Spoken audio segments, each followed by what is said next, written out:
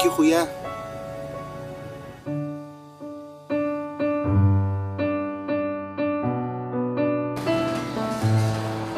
Thank you, Totoy. Thank you, Totoy. Thank you, ate. Thank you, ate. Thank you, boss. Morning. Thank you, boss.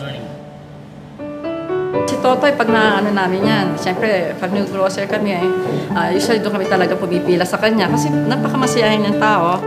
One time kasi, may naiwan kaming isang supot. May humahabol sa amin. Yung pala si Totoy.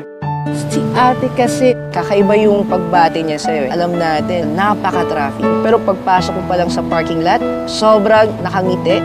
Sasabihin siya, "Hi sir, kamusta na po kayo sir? Okay lang mabiyahin." Yung mga simpleng tanong, pero alam mong concern yung tao. Yung sinasakyan kong van, madalas ko siya nasasakyan. Kaya ako gusto sa kanya kasi alam ko kay kuya na ingat ako. Okay siya makipag-usap, hindi yung tinatrato kanyang customer, trato kanyang kaibigan. Yung kasing guard dito sa condominium namin, boss ang tawag sa kanya, nakakatuwa lang siya. Araw-araw, wala siyang mintes na bumabati sa akin. Meron isang beses galing sa gimikan, so parang napainom. Hindi ko na alam kung paano ba ako nakaakyat. Siya pala yung nagatid sa akin. So, alam mo pangalan niya?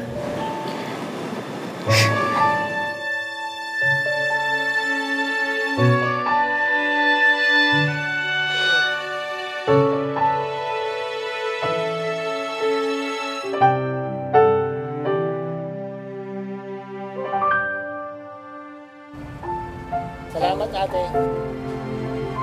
Thank you, ate.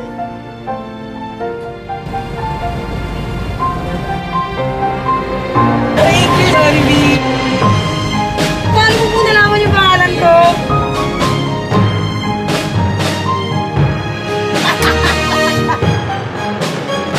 Thank you, Artemio. Hindi ko akalain nga tawagin niya ako. Saya na po yung pangalan ko. Masasaya na ako sa tawagin nila yung tunay ko na pangalan. Asawa ko, hindi naman lang pumatawag sa pangalan ko. Kuya Ronilio, maraming salamat.